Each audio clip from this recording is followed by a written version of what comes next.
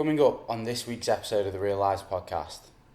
Really not shining no negativity towards uni, but they don't teach you that experience to be able to rebook someone and build that connection with someone. It's more just just learn these techniques, do this, do that, and then see you later. Like people have this idea of you're running when you're young and you did 5Ks in primary school. And you're like, I could do that again. It's no, you gotta slow. So interval training is probably one of the best things to do at the start. Any new grad osteos are listening to this, you need to push your niche. You need to figure out what it is you want to do.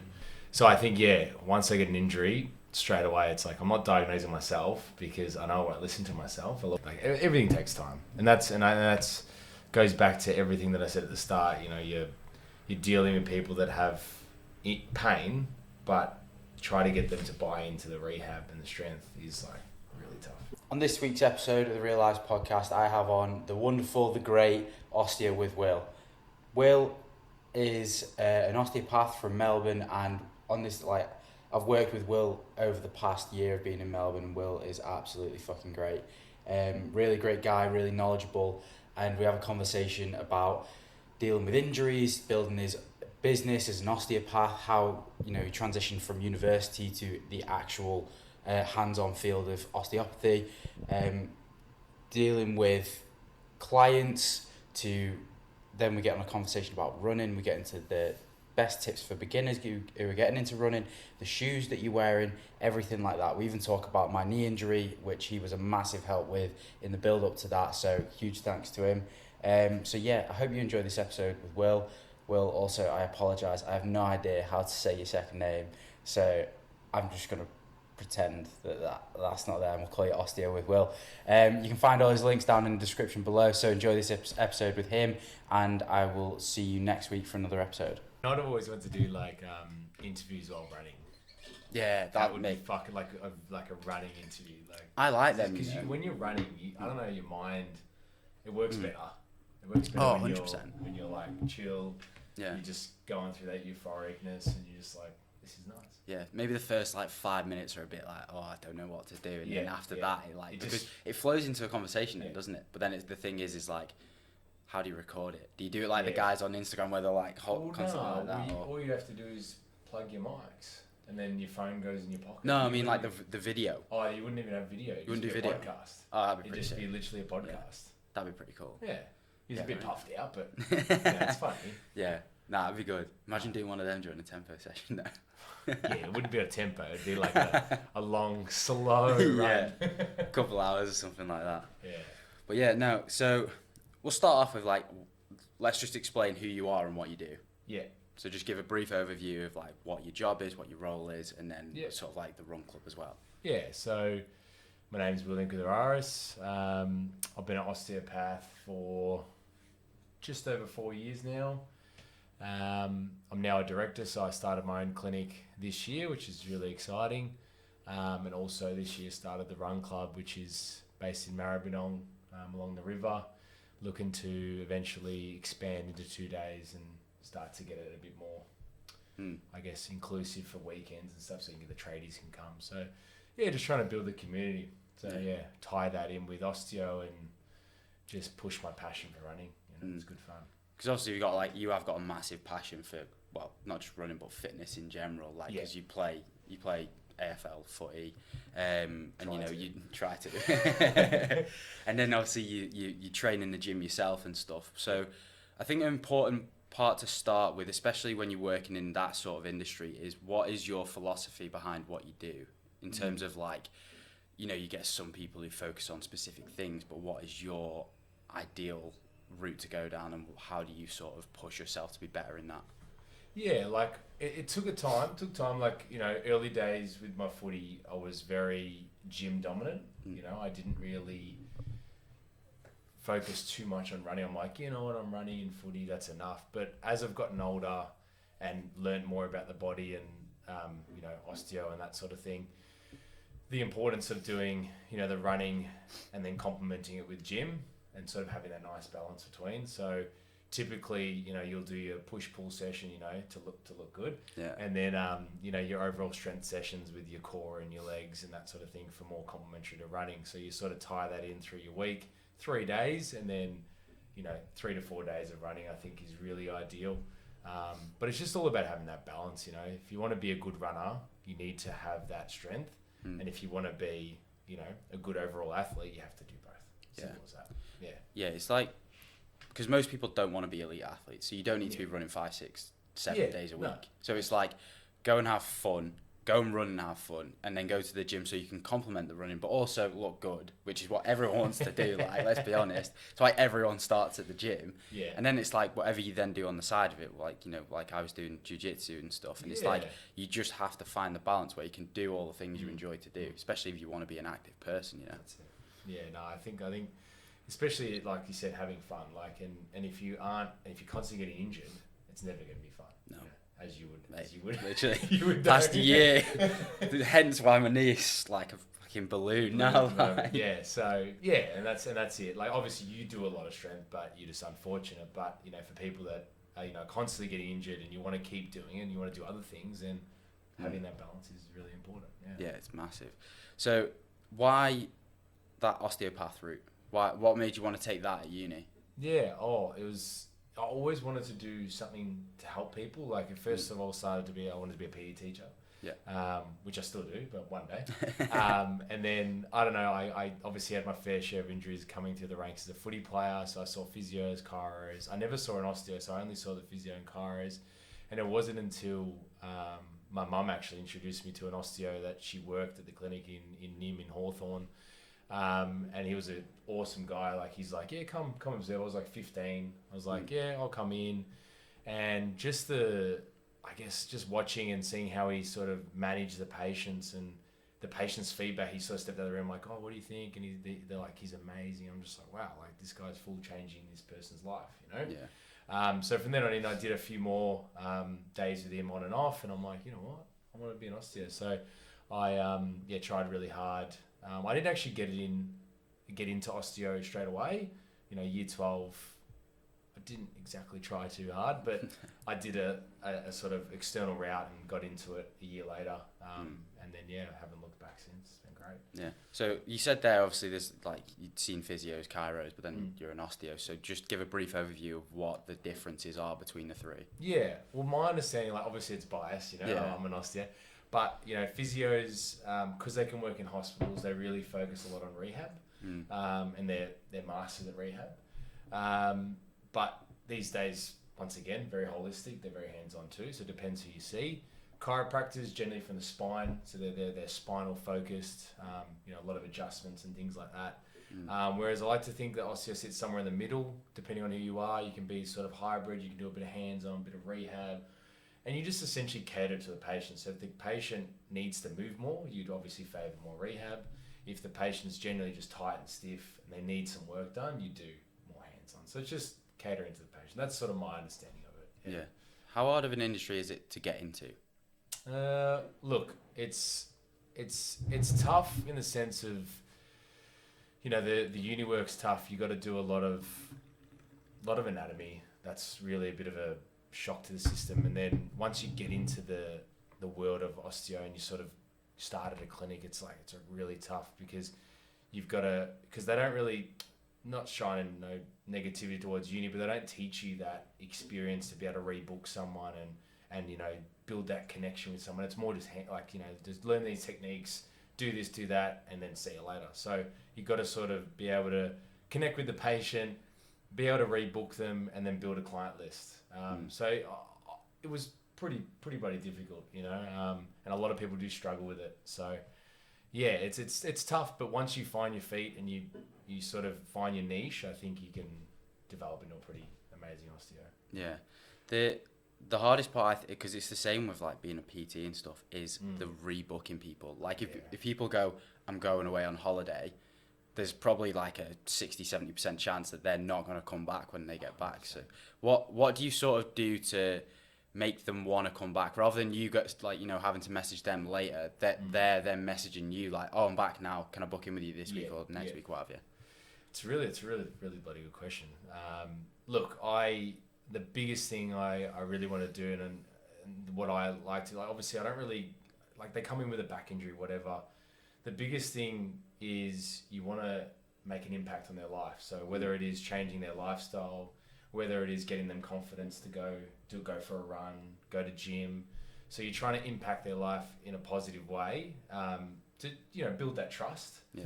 And then I feel like once you build that trust and they are going on a holiday, that percentage of them coming back is much higher. You don't really have to push because they know, you know, you're got their best interest at heart. You're trying to, you know, get them better. So I feel like having that, you know, trust and, you know, friendship really helps. But yeah, there is times when, you know, people will come in and they get fixed, and then that's it. You probably will never see them again, which is, I guess, part of the job. You know, it just depends what type of person they are. They just like to try different people. It's up to them. But yeah, I think just building trust. Yeah, because it is a weird one, isn't it? Like, because it's when you get those people who, you know, they may come in once and then they don't come back, but it's because of that. They just think, oh, it's, you know, however much, like $100 a session, and they're a bit like, oh, I don't want to be spending that money, but like, it's so important to spend that kind of money.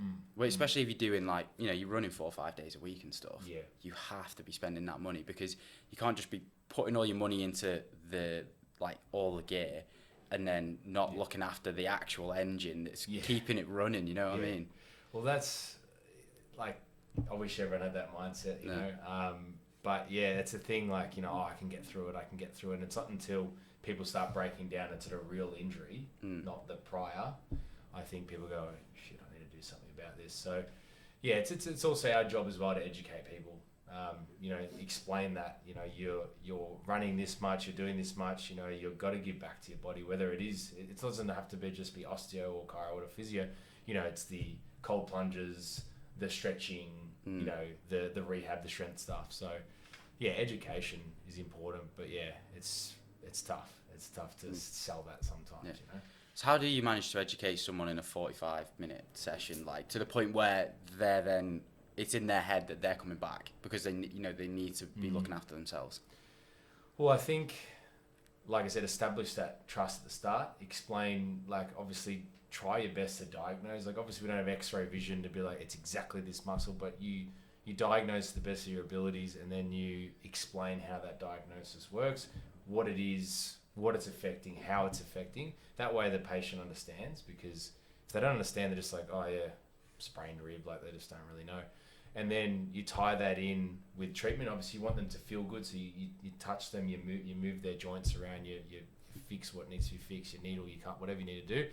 And then I really like to spend a lot of time on rehab at the end, because I feel like if you just go, oh, I do this, this, and this, you write it down, 9 times out of 10, they're going to put it in their pocket, they're going to wash their pants, it's going to be gone, or they won't check their email. So you've got to go through it with them, make sure they're doing it right, so they can see that change. Because 45 minutes in a room versus, let's say I see them a week later, they've got, let's say you're up 14, 16 hours a day, you've got that other time you could be doing other things. So I think it's so important to get them to do those things. So when they see you next week, they're like, oh, actually, I didn't do this right. Can you check this? Rather than like, oh, I didn't even do them at all.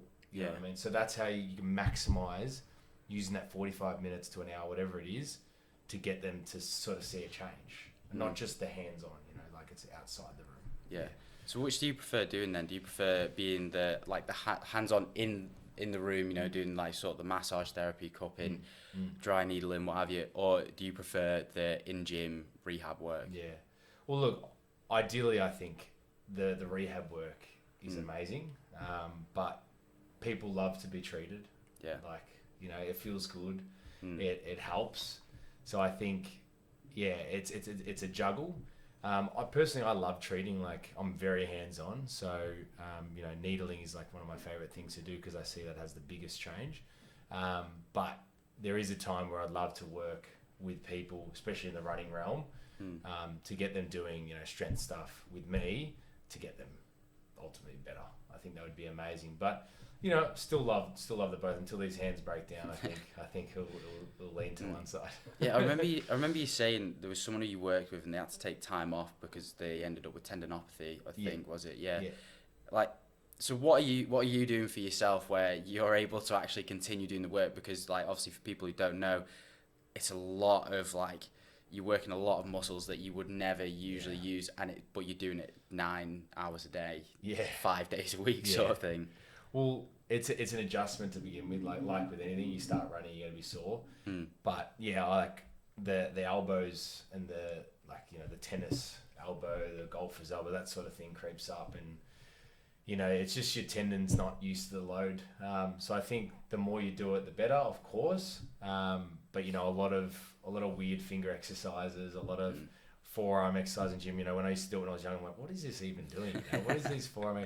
So doing a lot of that.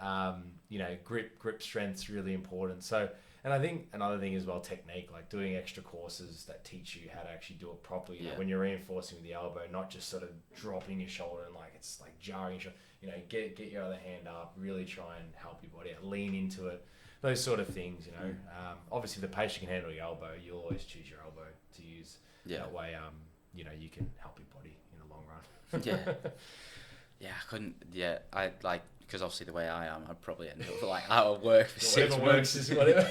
Literally, I'd be using my knee or something so obviously a lot of injuries you get are common, IT band syndrome, tendinopathies, things like that. So you've treated them, you know what you're gonna do with them. But then let's have a look at my case where it was something that I'd never heard of, you'd never heard of, and so what? Crazy one. Yeah, so obviously being bipartite patella, it's where there's two bones, rather than have one kneecap, you have basically one and a half. It's amazing. Yeah. Shocked us all, Ethan. Honestly. And then, so obviously that resulted in knee surgery, having it removed and stuff. But, so when I came to you and obviously said, look, this is what it is, what was your process then, obviously for the next time that you saw me and then treated me? When you told me? Yeah. Yeah. So, my colleagues will... agree with me. This one, I went to them. We all sat down. We discussed it because it's such a rare thing. 4 years I haven't heard of it, and I probably won't hear it for another 10.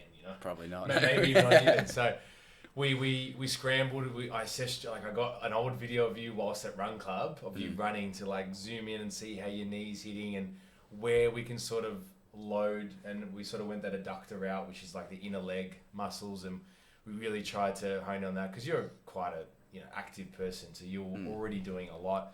It was just trying to find all right, what haven't we done with you, right? Yeah. And rarely over the course of the 4 years I've been an osteo, I've never had to go down the surgical route. It's always been trying to conservatively treat. Let's offload and strengthen. And unfortunately, in your case, it didn't work. But I think you chose the right route. We got you the right route, which was the surgery, and now it's about re-strengthening you and getting everything back to where it was. And you shouldn't have an issue now because we've gotten rid of that bit that's obstructing all those muscles. It wasn't just that actually. That she said when they did the surgery, obviously they did the lateral release of I think it was of the fascia. Yeah. And she said just the length.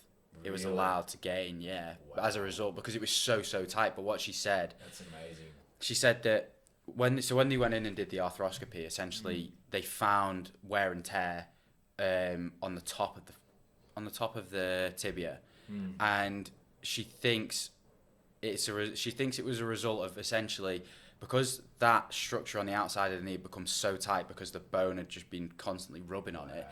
It's pulled the kneecap in towards the tibia and fibula, makes sense, right? and it's trying to create space. So it's just been wearing away at it. But then obviously because she thought I'd maybe done something worse after surgery, I had another X-ray, and actually, so you can see from the X-ray before that I got and then the X-ray after, the bone has leveled itself out, so it's equal distance now on both sides.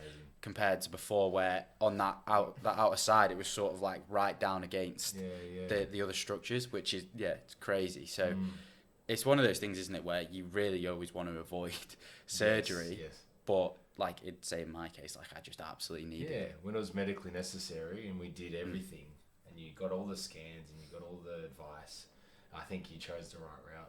It just got to that, But it's good that you tried though. I think a lot of people will never go down that route straight away, the conservative route, because they're I just want to get fixed. Yeah.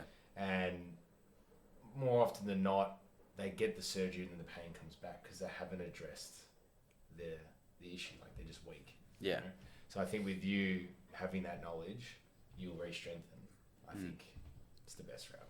How problematic is it that, because here obviously you have Medicare, so like for surgery you're partially covered for whatever surgery it may be, and then obviously in the UK it's even worse because we have the NHS, so everything's free. Yeah. So how problematic is it that people can just sort of go, you know what, I'll just take surgery, rather than being forced down the conservative route first? Yeah, I think because it's so accessible here, people will opt into it, and not doing that prehab or even trying the rehab can be really detrimental. And like I said before, like if you'll just end up with the same issue, unless it is as simple as like a rupture. You've got to reattach the tendon or the ligament. That's fair enough. You've got to get that fixed. But things like shoulders, they're so advanced, and people just go on and get these surgeries, and think it's going to be fixed, and then it doesn't, and then it's like, well, what do I do now? It could make it worse. So I think that's where we come into it, and we educate, like I was saying before, and you sit down with them and you put it all out to them, and then that's your job, that's your role, and then they make the decision, right? You can't force them. So I think that's where we sort of come into it, but definitely not negating any surgeons or anything like that. No. I think they've got their role, and they've been doing that role for so many years. So I guess it's just our job to educate, and then they can choose. Well, sometimes it is, like you said, it's absolutely necessary. Like if you've got a quad tendon rupture, you're pretty screwed if you don't. There's nothing you do unless you want to be on crutches. And it's wild that some people will not get surgery, say for like an ACL rupture and stuff like that, because so it's interesting how the body can function. So like if you have a quad tendon rupture, you cannot walk, there's no chance. But so I still now, like I used to skate when I was younger, and I still watch like skate parts and stuff. And there was a documentary about a guy called Ryan Sheckler, and he hadn't done a part in 5 years. And over, I think it was 2019 to 2022, he filmed this video part, and during it he goes to land a trick, and you can see, so they slow-mo it when he goes to land, and he pops his knee, and you can see it happen.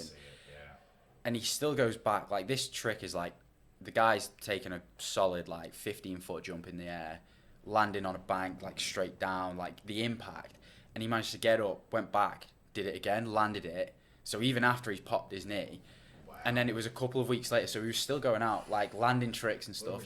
Yeah, and then he goes out a few weeks later, and there was one, and it was like the ender of his part, which is where he was on a bank, and the slopes say like that, like it's a good, you're talking like almost sort of 90-degree vertical, like drop down, and he did like sort of a kickflip drop off it, and every time he like didn't land it, it was just a car crash.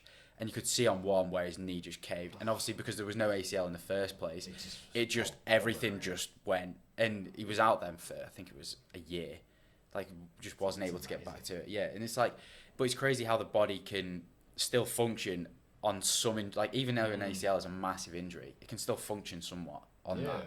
But then on a quad tendon rupture, you just don't stand a chance of doing anything.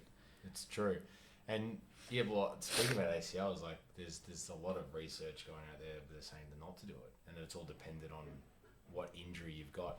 Oh, sorry, not what injury you got, what you want to get back to. Like obviously, if you want to get back into, I would think skateboarding, but for his case, maybe not. Yeah. But definitely like Aussie rules soccer, any of that agility sports, I think it'd be quite hard. But if you're just going to get back into running straight line, I think you could. You know?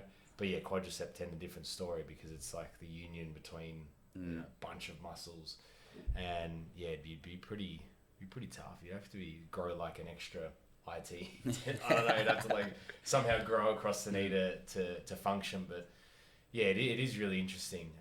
But I guess ligaments and tendons have a different role, and just I guess it would depend on what ligament you'd rupture.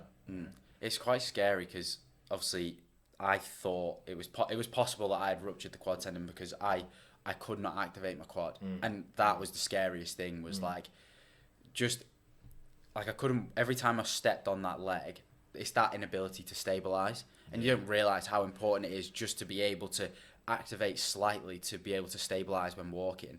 The amount of times when I was just coming off the crutches, I'd just take a step and I'd be fine. And like flat surface, there's no, nothing changing.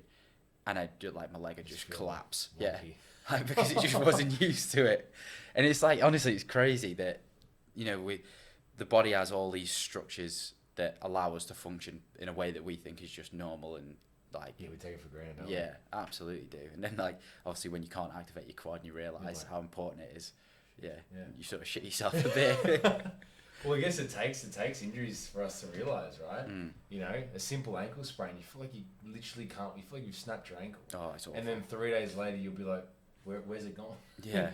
So, it's amazing, but I couldn't imagine that feel. I've never had that in the knee. My knee's blown up once before where I was like, I literally locked. Yeah. That's because I, injured the meniscus. But, like, for not being able to weight bear would be so scary. Oh, I think, yeah. And it's enough to be like, what the hell is going on? Yeah. Get a bit worried. Yeah. So how did you, I guess I'll ask you, how did you combat did you call your surgeon or did you just like... So I called the surgeon, and essentially what had happened was, because the bleed into the joint was so severe, I went in and got it drained. So I did the x-ray, and she looked at that, she was like, look, everything looks healthy. So because she was also, from the x-ray, she was looking at the placement of the kneecap. So obviously if you ruptured your quad tendon, it'd probably fall down the position. I was going to say, it'd be pretty... Yeah. But still... Yeah, so it's a possibility. Yeah, it was a possibility. Tom would be shit house. Oh yeah. So yeah, I did that, and then went in and got it drained, and she took, I think it was like 50 ml of blood out of the knee. Oh man. Oh my gosh, man. Yeah, it was a lot, and I was watching her do it. Did it hurt? It didn't, No. Because it was, I think, just because it was so swollen. You just went in. Yeah, like you think it's swollen now, you should have seen it then. It was so bad. Like I had. So after surgery, I'd managed to get to probably about 110 degrees range of movement, like pretty good. And then after the bleed, it was like 30 degrees. And I couldn't walk on it, like, because I just couldn't flex at the knee to be able to get that walk cycle at all. And then obviously couldn't stabilize and stuff. So it was pretty hectic. But so for you, have you, since being an osteo, and obviously you've learned a lot from dealing with other people, have you had injuries then that you, rather than going to someone else, you've dealt with yourself because you feel like you're capable enough to do that? Or are you like the kind of person where when it's yourself, you just can't, like me, I can't slow down, like I have to get someone else to do my programming for me, because otherwise I just do too much too soon, if you know what I mean. Well, that's spot on. Like I'm the terrible, if I was, a patient, I'm terrible. Like, especially years ago, I pushed through injuries through footy, and now I'm suffering now. So I think, now these days, now being, an osteo, I definitely I always annoy Matt, my colleague, oh, hey man, can you help me out here? But recently this year, I've been, getting help from a myo, and then getting help from, a physio as well, just to help me get all those different niches, and obviously the people I work with, which I'm pretty blessed to have around me. So I think, once I get an injury, straight away, it's like, I'm not diagnosing myself, because I know I won't listen to myself. I'll always go, an example was 2 weeks ago, I fell on my hip, and my lovely fiance was like, we'll make sure you get a scan. And, I was like, yeah, I'll get one, whatever. But in my head, I wouldn't have got one. But, she persisted, and I'm happy I did, because it ruled out a potential fracture, and then I had the confidence to go back, But if I didn't know, then it would have been up in the air. Well, it's still sore, because it's still sore now, but it's just now that I know it's not anything serious, you can deal with it. You can push through it, as long as you push through those, the pain barriers, you only go below that 5 out of 10. So I think getting someone else to look after me is definitely the way to go, because I'm not a great patient. I think we're quite the same in that, in terms of I know if I program for myself to do 10 reps at 80%, I'm probably doing 12, 13. I know. I don't know what it is. I just can't, because it's that thing of when you're working at percentages and stuff like that, you've got more in the tank, and you kind of I could just lift a little more, do one more rep and stuff like that. And then obviously you shouldn't do that because you then probably going to overload and get injured to a point Yeah. where it's not sustainable. You'll do it that session. You feel good, but Yeah. then the next session. But I feel like it's the same with running, right? Like, you know, you go out there and you'd be probably accustomed to this too, where you're running and then you're like, I feel good. I'm gonna push, and it's supposed to be a slow run. Yeah. You know, and you hit that, you know, that top speed, and then you're just like, after you're like, probably shouldn't have done that, but yeah, and you know, you wanna try and build that base, but you're constantly doing like faster runs. It's just not sustainable. So it's not just that as well. It's when you're building your distance, and or even when like me when I do come back from this in like a couple of months, for you, man.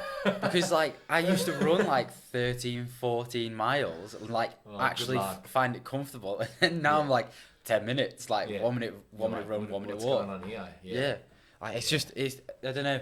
It's because it's that thing of knowing where you once were. Yeah. To then where you actually are now. It's very hard sometimes to be like, even if you do feel good that day, it's still very hard to go, you know what, I'm just going to hold back and not push it too far. That's hard. But you were good though. I remember initially we cut it back. I remember looking at Strava, and it was just like this lovely little like slow increase. It was perfect. Yeah, and it was just like I even still doing that obviously because the type of injury just still hit and wasn't good, but yeah, like. But at least you tried. Yeah, that's it. That's the biggest thing. Yeah. That's my thing is like now I know not to do that, but even still, there's that thought in your head always of like, oh, I could just do an extra 5 minutes. You know, it's a nice day out there. Like, why not? That's just it, and it's having that, I guess, accountability to stop, you know, and not go that extra mile. But sometimes you get away with it though. And sometimes. Good on you. Not in my case. But yeah, so in terms of like treatment, you take a more, I'd say like therapeutic approach in terms of you use a lot of needling, you'll do cupping therapy and stuff like that. So sort of break them down as to why you use them and why they benefit people rather than just the, you know, the usual massage route and all that kind of thing. Yeah, so I think I got introduced to needling 3 years ago, and I just literally haven't looked back. You know, I've gotten needled myself many times, and I've even needled friends, and just got that honest feedback. I'm like, what are you actually feeling? So, getting that positive feedback into myself, I just think it's the best route because it actually gets into the muscle belly. It creates a stimuli. It helps relax it. Not initially, obviously, of course, over the course of a few days, you might feel sore after. I always tell people you're going to feel like a punch in the leg, and then eventually you'll start to unwind. And then the cupping approach is more of a one because you do pull up pretty sore from needling. Let's say you come to me like, Will, I've got a long run tomorrow. I'll probably choose like a deep tissue, some articulation, and then more cupping because I know cupping you're going to feel good after. You're not going to feel sore. So that's sort of how I'll distinguish them, but I do still favour like maybe with the needling I might not do any pistoning. I might just leave them in. You know, just leave them in, let them do their thing, and then pull them out after a longer duration rather than me going. Yeah. So what is it actually doing for those who don't know? When obviously with the needling, like if you say. So break down when you're leaving it in for a long period, and then also break down when you're doing that sort of pistoning method, like because you've done that with me, and it's intense. Like it is. So look, there's obviously a deep scientific reason, but I guess the easiest way to explain it is, you know, you're putting something in a high pressure area. Obviously, you got a tight muscle, you got a restricted muscle. You're putting it in there, and by putting it in there, you're actually increasing the pressure. So the muscle itself is trying like really hard to get this foreign object out of your body by almost like twitching. Yeah. Like, so obviously it twitches when you get in. It's like, what the hell is this? Like what's it? So it tightens up. But if you don't want to piston it, that's fine. You leave them in there, and over time that tightening will get it'll be like, okay, it's not a threat. Let's just relax. But the pistoning is like you're constantly in and out of the belly, so it's constantly contracting. So it's like boom, boom, boom, boom, and then eventually it will go away. Like the twitching will go away, which is when I know I'm like, okay, it's done. Like it's relaxed. So I think it's sort of like tricking the muscle into working to sort of then release. That's sort of the most basic way to put it. There's obviously a way more scientific reason, but as well, you know, you are penetrating the muscle, so you're going to bring more blood to the area. And then that way, over the course of a few days, it can relax. But it's never instant. It's normally like a bruise to start with, and then it heals pretty nicely. Yeah.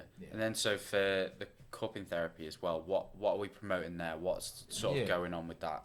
Well, blood gets stagnant all around our body. It's so funny when you get someone that's really stressed, had a stressful week, and you cup them, and you're like, "Whoa, your bruises are huge this week."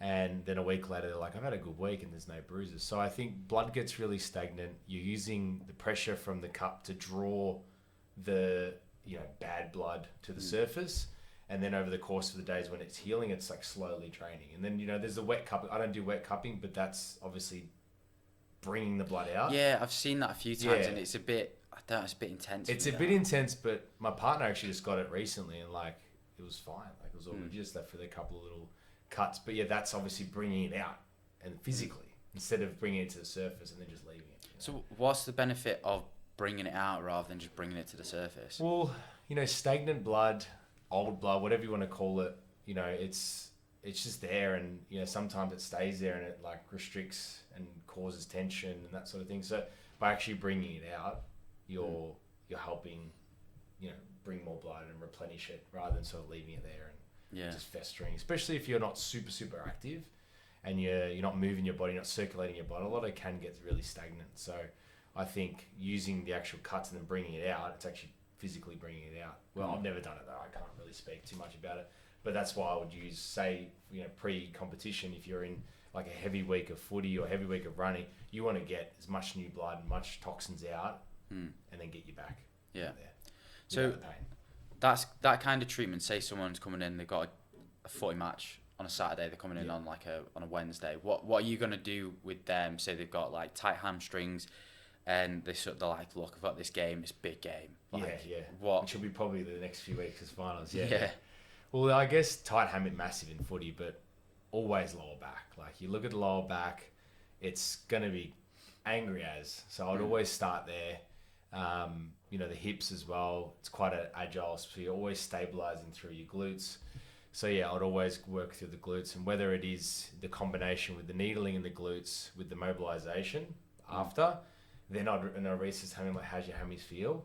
If the hammies are still really tight, then I'll work through the hammies and then needle the hammies as well. So it's sort of like you start where the prominent issue is, and they don't really know that because all they feel is their hammies. Yeah. And then you work down and reassess. And then obviously vice versa, and most people have feet history, really tight plantar fascia, really tight calves.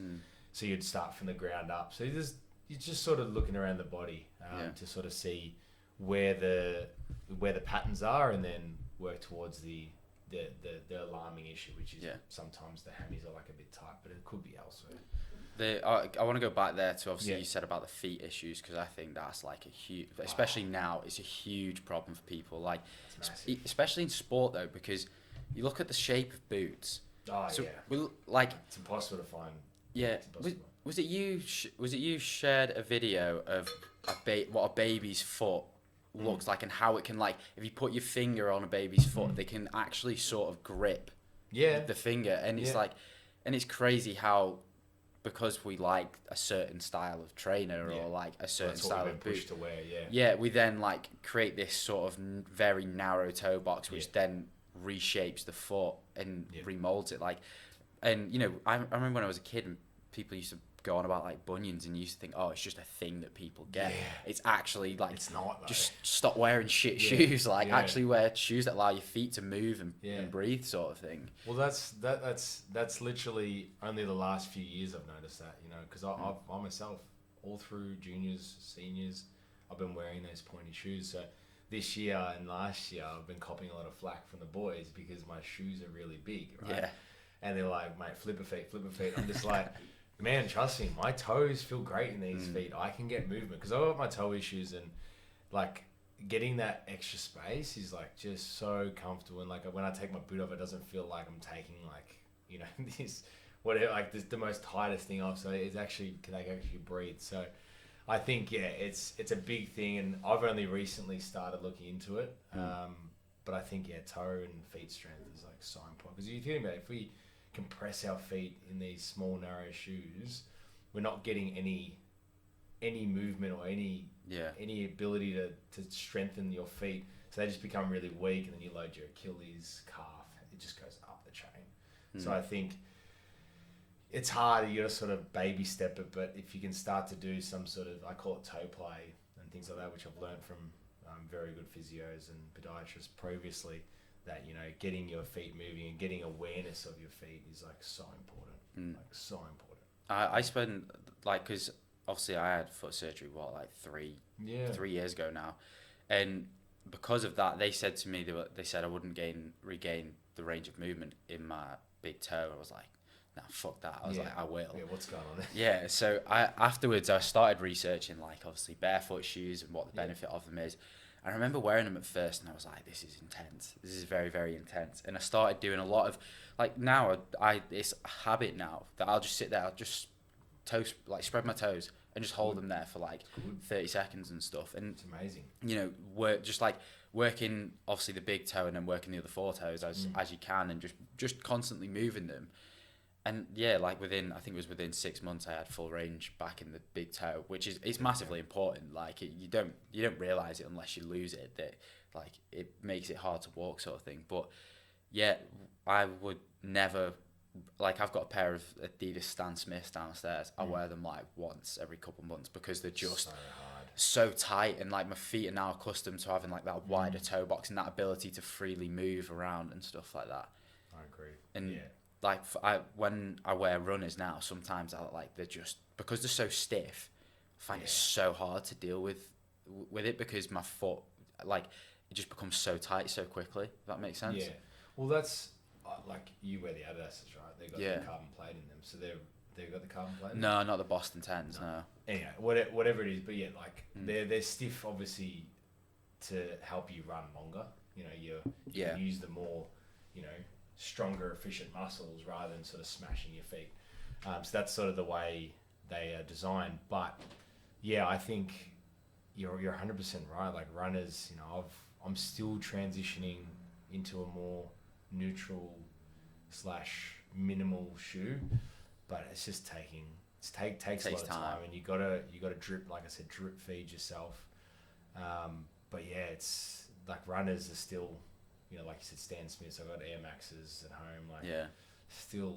You want to look good. Like, you look good. You want to look good, boy. You look good, but yeah, you're right. It's just, you're creating like, and I'm trying to get myself out of this bunion. You know, most people's feet I see in the clinic, everyone's got bunions, and you know, you show them, you get them to move their toes, and most, you know, 80% of the people won't be able to lift their big toe without. With keeping their other toes down, vice versa. So they're like, whoa, I don't know how to do that. So you see that and you're like, there's a massive pattern. But how do you? It's so hard to change, you know. Yeah. You're coming in with a back injury and you're like, it's your feet. You know?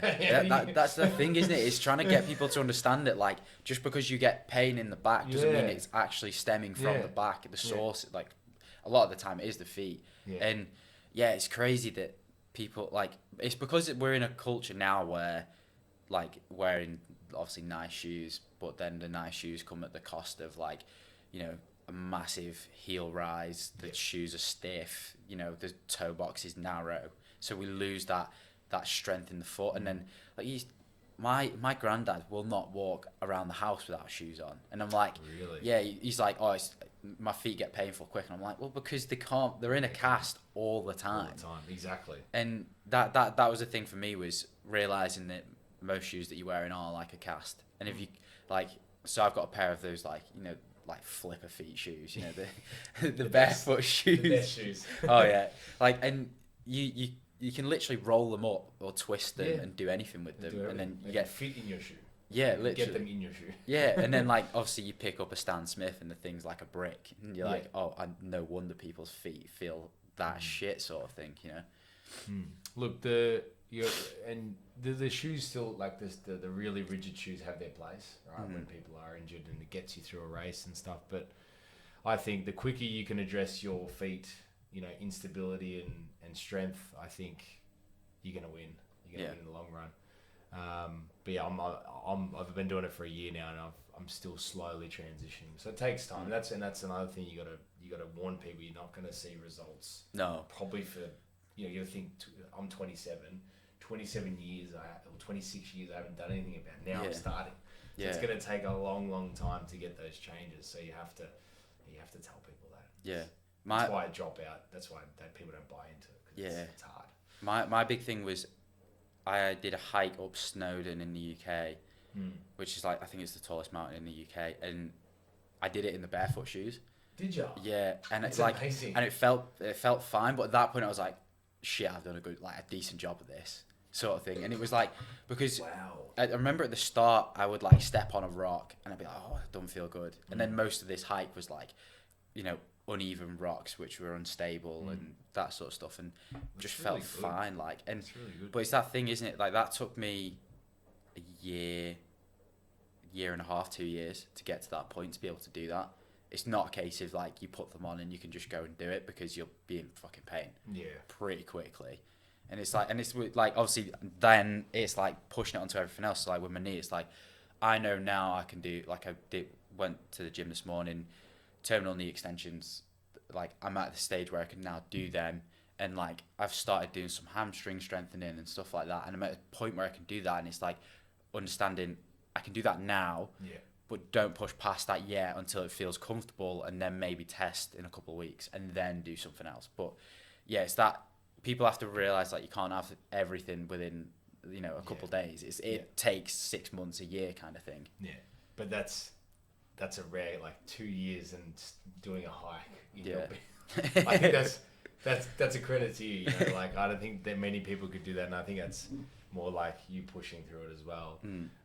But yeah, it's a good point. Like, you definitely everything takes time, and that's goes back to everything that I said at the start. You know, you're dealing with people that have pain, but try to get them to buy into the rehab and the strength is like really tough. Yeah, it's massive. It takes time.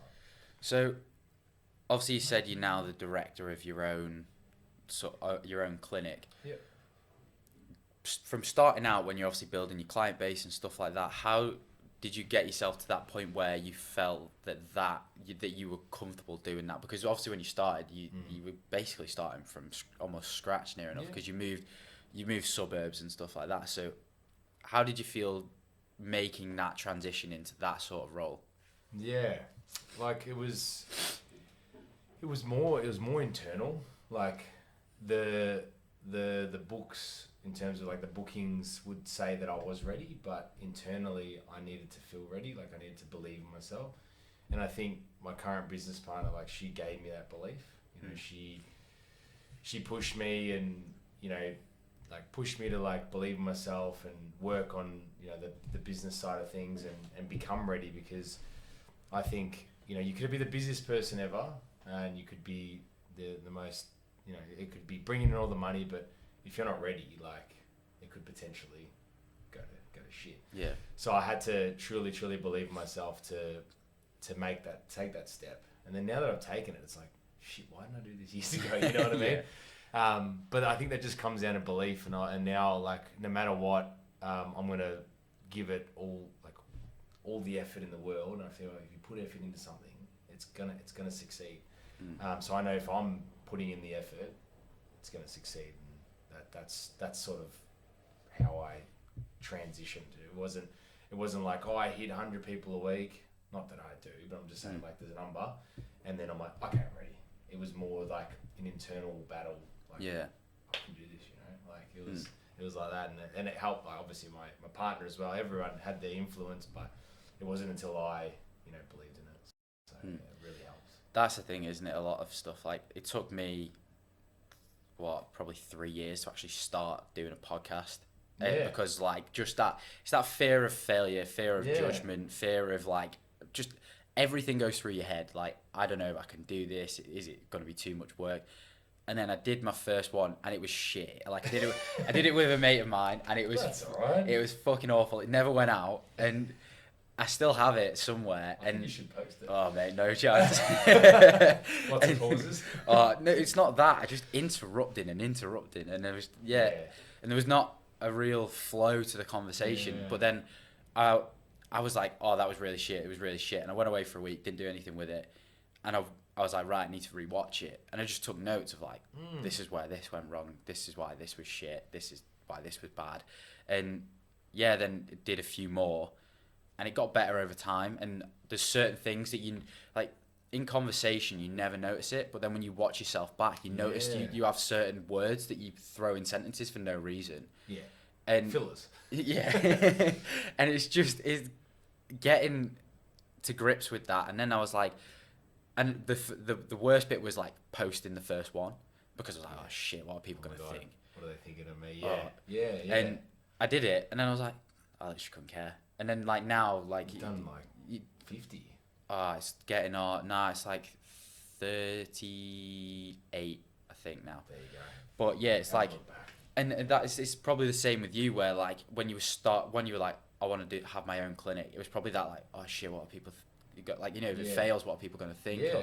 But then it's like, if you carry on pushing at it, eventually it'll work out. You know what I mean? And it's only if you give up that it won't work. And who was it who said it? It's quite a funny one. It was like, there's that saying, it's you miss 100% of the shots you don't take. But it was like, that's. But then no, it was Post Malone like twisted it, and it was like, you miss 100% of the shots you don't take. So he's like, just take one. You never know. One. Yeah, true. Yeah, that's true. That's a bloody good point. Yeah, I think. Yeah, and like you said as well, like you put the effort in. Like you could have just said, nah, I'm no good at this. I'm not going to do it. But you chose to rewatch it or re-listen to it and go through it and find out what you did wrong and then work on it. Yeah. And now look at you. You're interviewing the best person in the world. Oh, yeah, mate. Best osteo in the world. just But yeah, that's it. Like, and then I know now when I put in the effort, it comes back. With everything you do. Yeah. It sounds cheesy, but it's so true. So true. Put no effort into it. If you try and balance so many different things, it's not going to work. Yeah. How important is finding your niche in a job like yours? Because obviously you need to. A lot of clients come through social media and stuff now. So, 50%. How do you establish that niche, and then what do you do to then push yourself so that you get noticed more and more with it? Yeah, good question. I feel like if any new grad osteos are listening to this, you need to push your niche. You need to figure out what it is you want to do, and where you want to specialize. And for me, it took ages. You know, like I haven't always been a runner. You know, so like I was like, I don't know. Like I guess I love treating people hands on. That's my niche. I was like, my hands on osteo. But it wasn't until, you know, silver lining COVID happened and I started running and started building this interest, and it just sort of happened. You know, like what you enjoy doing, it just sort of like rippled into social media, because I'm like, I love talking about it. So I'm gonna. I think the first time you came in, all we spoke about was running. Yeah. You know, I treated it at the same time, but we just spoke about running. So I'm like, shit, okay, this is something I love. So I started, you know, researching more about it, learning about gait analysis, learning about all that stuff. How could I tie this in with what I do to make, you know, my job fulfilling? So I did that, and then it just rippled onto social media. And I think naturally, you know, I put it to myself, I'm like, I really would love to start treating runners, because I was treating more so the desk people. Like, they did running, but it wasn't like they were coming in for running, you know what I mean? Yeah. They were coming in with pain. But I started seeing runners, and, you know, it all sort of manifested when I, you know, built this love for it. So I think, yeah, if you got to find your niche, and it doesn't come straight away. Like, you're not going to go, bing, I know exactly what, and it could change. But I think finding something you really love, for me, it's running, and then just like pushing it down people's throat. Yeah. Whether you like it, I'm going to tell you how to warm up, how to do strength, what is it you need, and I'm going to do it on Instagram, and that's or TikTok, unfortunately. I'm still trying to get my head around that one, but yeah, and then you'll actually enjoy posting it. You know, I love doing content now, because I'm like, shit, I actually learned something. I'm like, yeah, this is awesome. Now I get to teach other people. So it's good. Yeah.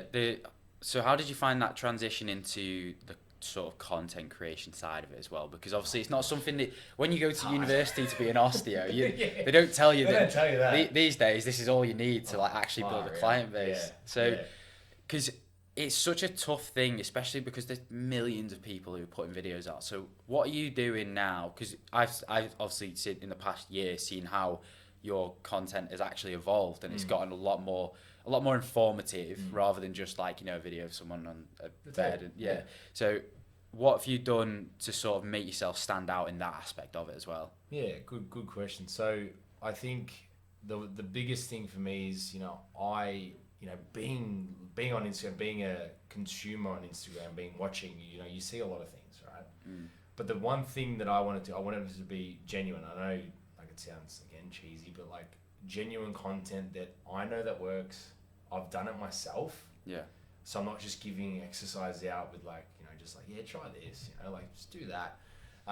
So I generally try myself, and like I might not post every day, but I know when I do post something, it's gonna be quality, you know, and you're gonna get something out of it. So I think, and that's why sometimes I won't post for a few weeks, because I'm like, I just don't have anything new to give you guys. So I will, you know, go to the drawing board, try things in the gym. So grateful to have a gym in my clinic, so it's like amazing. So I get to try things, speak with people, and then put the content out there. And yeah, the hardest part is doing the content, because it takes time.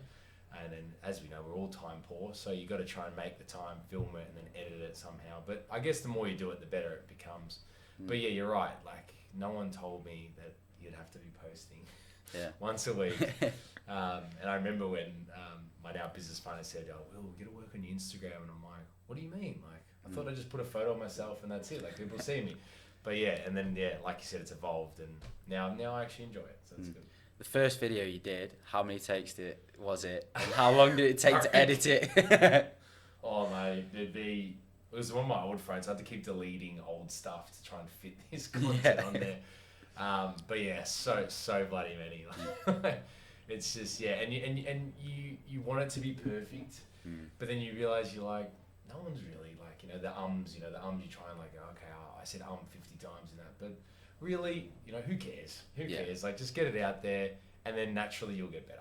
Yeah. So I think originally I was like, oh shit, no, I said this wrong.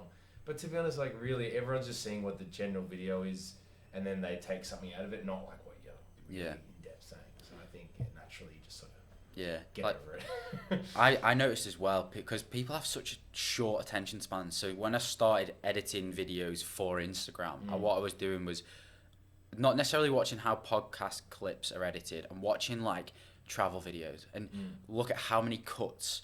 Like, if someone's walking down the road, it's not just what someone walking down the road is. They've walked. Like, there's all these cuts in there, and I was like, all right, how can I put that into mine? And it was like, just all the spaces, even if it's a second, you take it out, like, because also people want videos under a minute.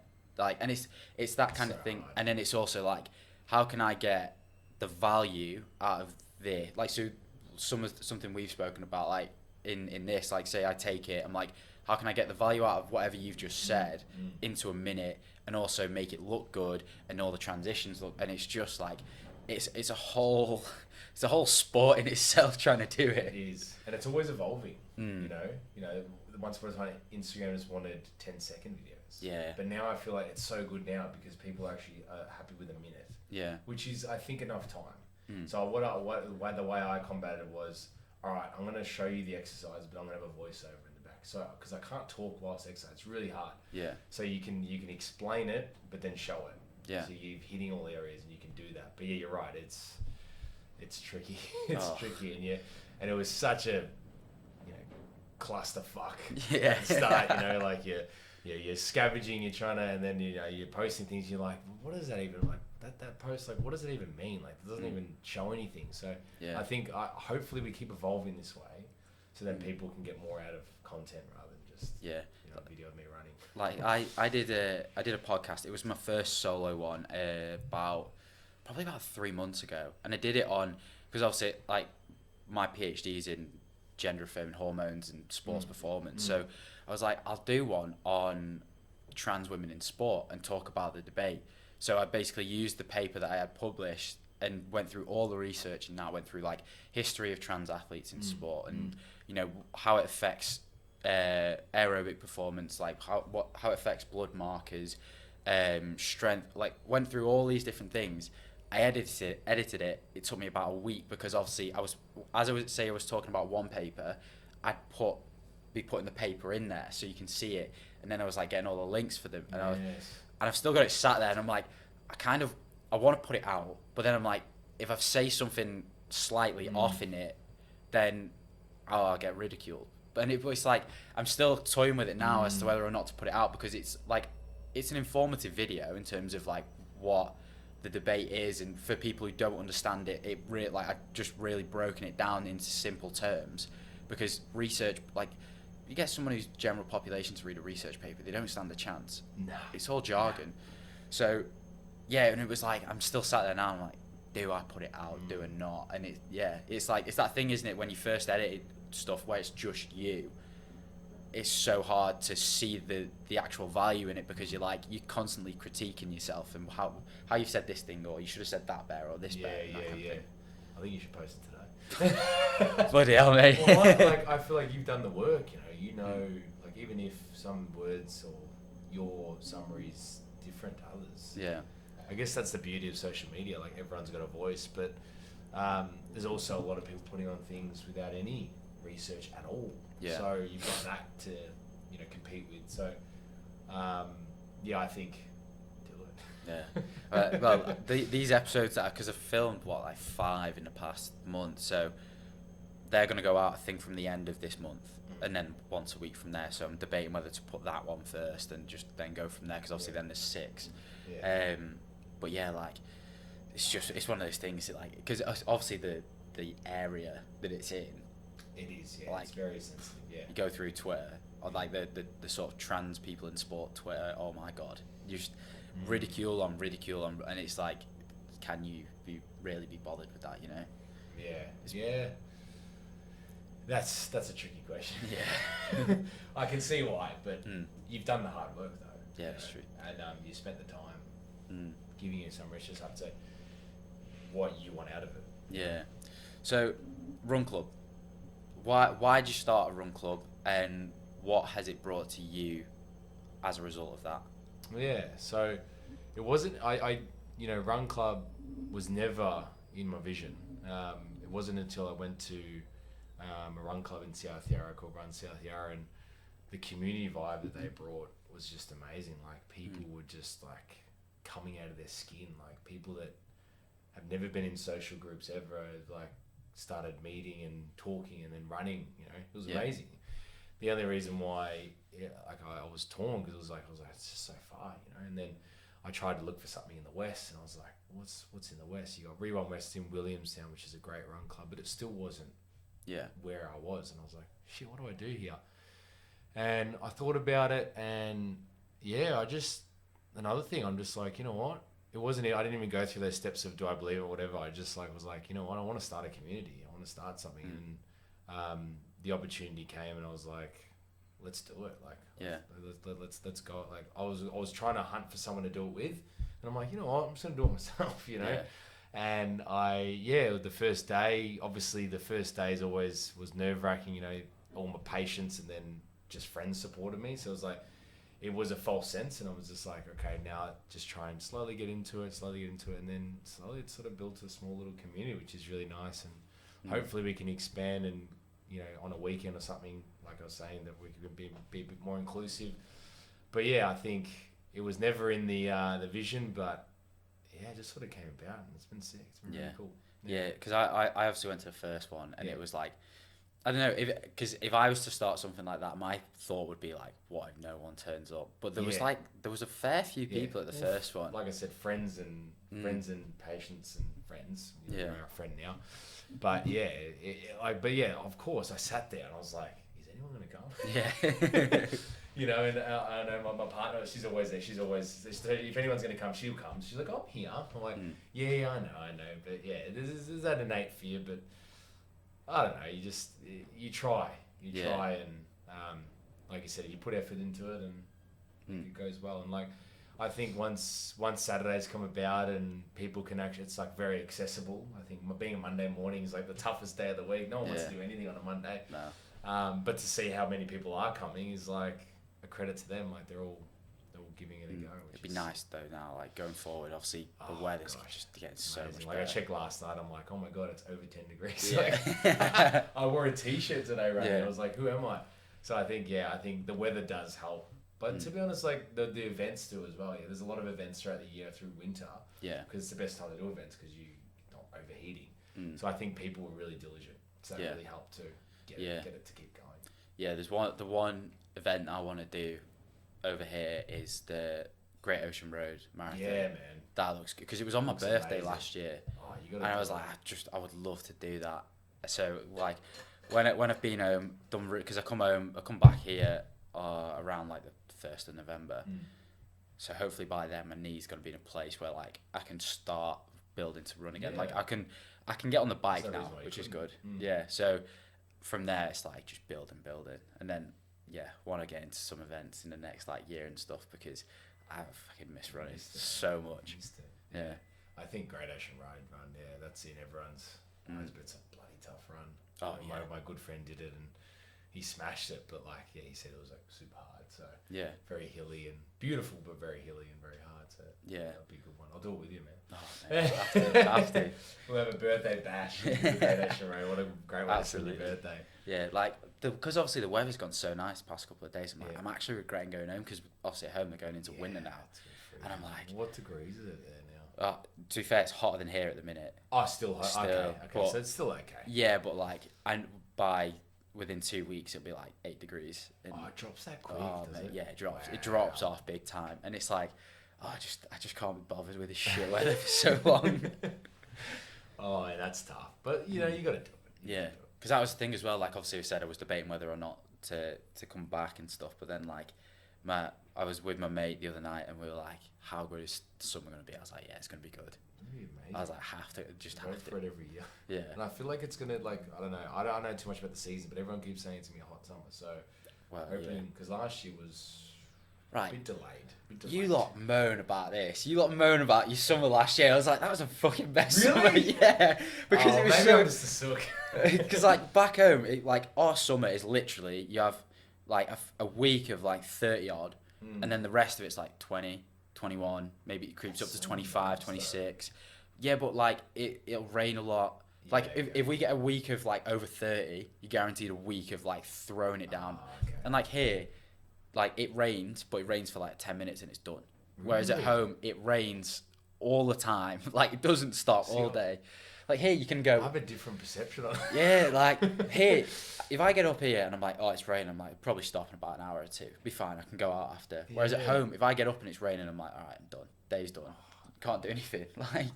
See, I see it as in it might rain for an hour, but it's gonna rain again. Nah. And then stop, and then be windy, and then I don't know what we're gonna get. Go spend a year in Britain. Yeah, that's what everyone keeps telling me, and maybe I need to be a bit more grateful. Yeah.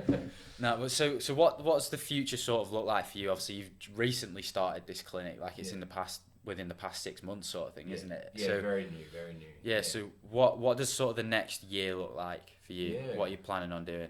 Well, I guess the biggest thing for me is continue to grow the business. I've got Matt, one of my colleagues, starting there, so there's going to be 2 of us, and then looking to hopefully get another person in the new year.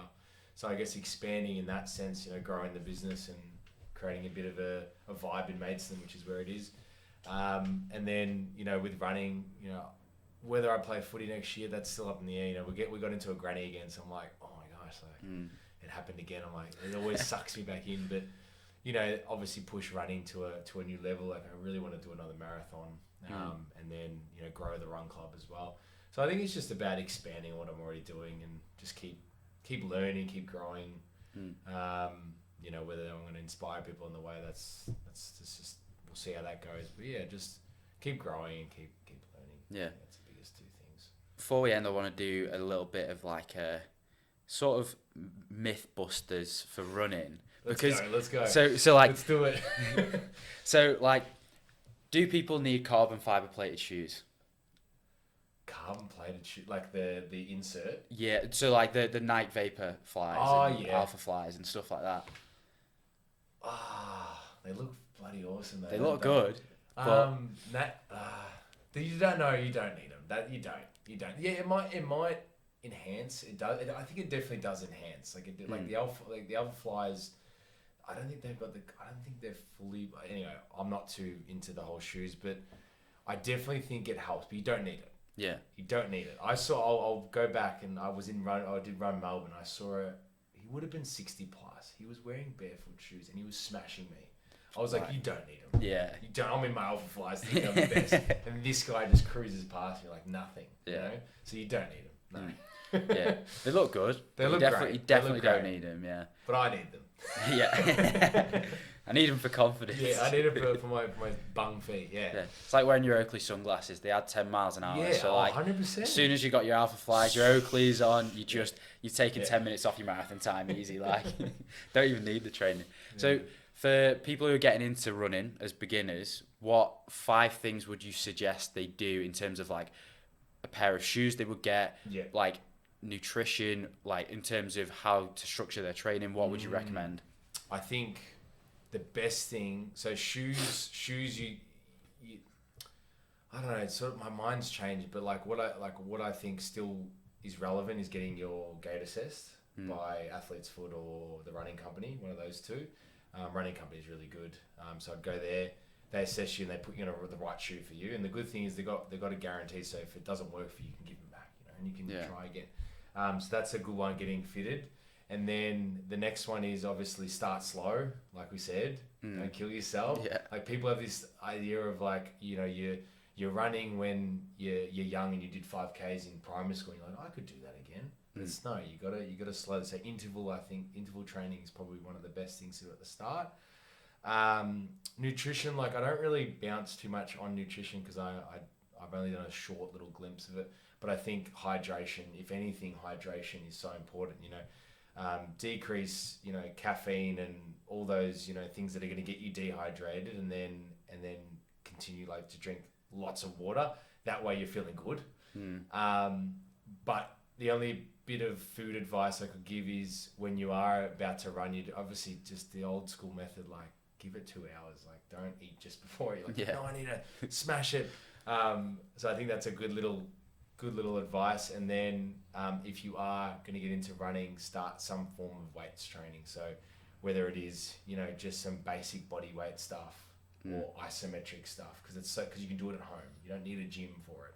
And then building, and then obviously you can evolve that into sort of band work or light weights, and then keep evolving. You never know, you might really enjoy it. So I think those are probably the best 5 to the interval, bit of weights, hydration, and just not eating just before you run. Yeah. Get a massive stitch. We've all made that mistake. Jesus Christ. Yeah. So that's I've done that many times before. Fully scoffed myself with a banana or something, and then I've heartburn for the hour of training. It's like, why did I do that? So, yeah. So if you could pick one exercise, like gym-based exercise, which you would use for everyone for running. Carbs. Really? Just calf raises? Nah, I think because it's bang for the buck, because if you're doing barefoot, you got your feet involved.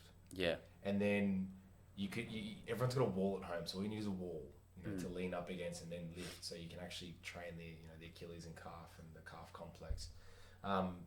But there is obviously the seated calf as well, because you want to get the soleus, which is the deeper calf. So I think one of those two, but if you could do both, do it both. Because when you're running fast, you need your gastrocs, your superficial calf, to be strong, so you get that power, and your Achilles, of course, as well, just offloads all the pressure. And then your deep calf, which is the soleus, that's more, you're running for long periods, that's like your workhorse, so you need both of them to work well. And then you get your feet strength, so you get a bit of both. You get a bit of both. But that's not to discredit any other exercise. I just think if you want bang for buck and you're not doing anything, that's probably what you'd add in, because you can work on hip drive when you're running and stuff, but that would be like your bang for buck. One I found that really I think this is like probably the best one for running is a squat but on the toes. Oh yeah, because that'd be awesome. Obviously you're recruiting through the whole chain, and it's like there's a guy, I'll have to send you his Instagram. He's like heavy kettlebell focused. The guy lifts with a barbell like once every like few weeks, but he's reverse lunging like 160 kilo. Like Jesus. the guy's a beast. Yeah, but he does a lot of like, if it's like offset kettlebell or barbell squats, but on the toes. And obviously, he's doing it barefoot, so the recruitment of the toes, under a heavy load. Like obviously I'm not saying everyone go and lift a heavy load. Start out low, but yeah, like because it's just recruiting everything. Maybe like obviously not that much hip flexor work, but other than that, like I think it's hitting the whole chain that you kind of need for running.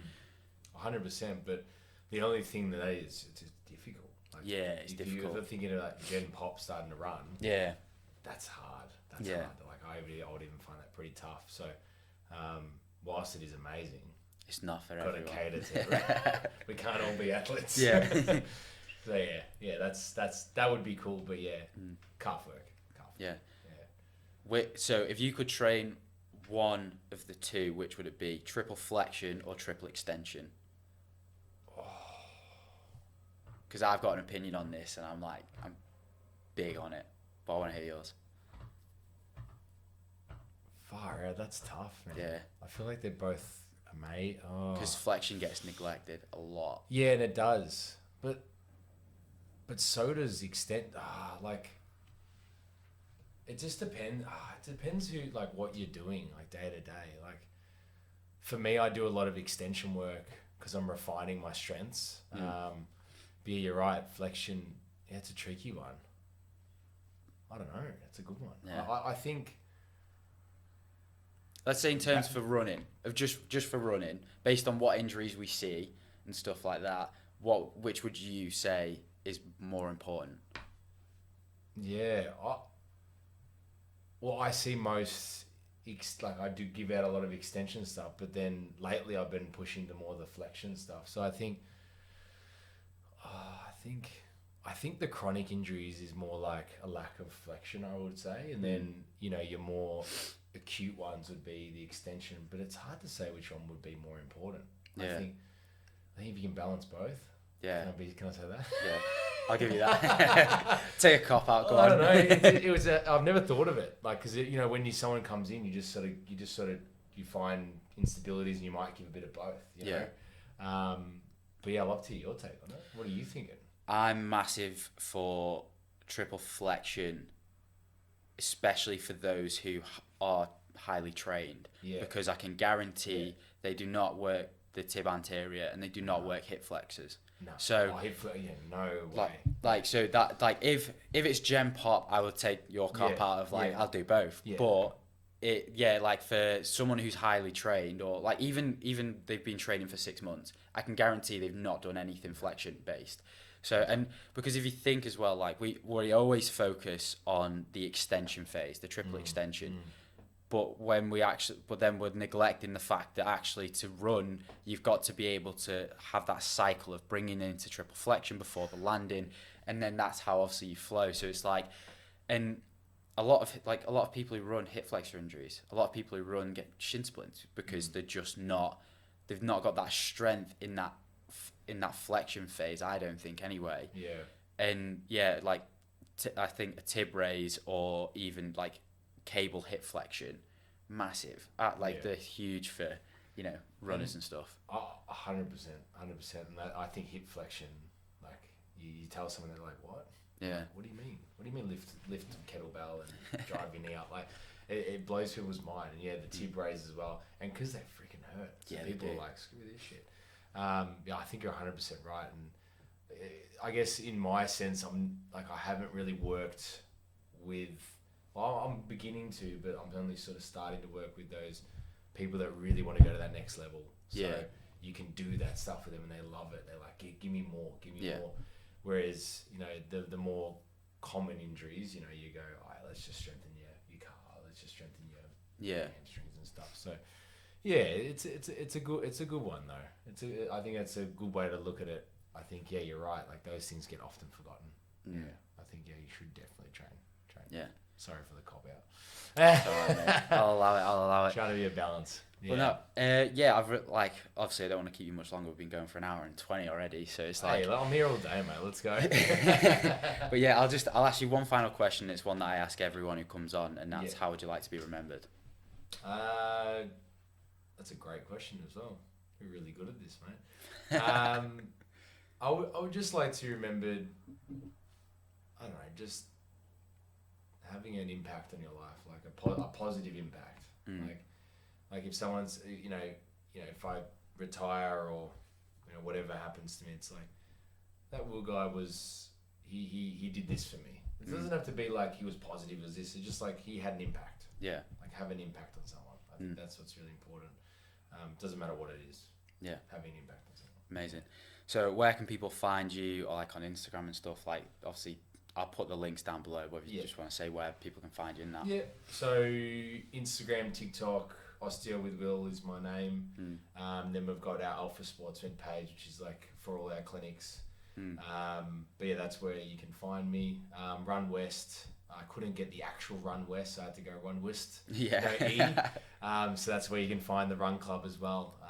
And that's all that's the amount of social media I can handle. So that is all. Yeah. And then also obviously you can buy the hoodies still, can't you? Yeah.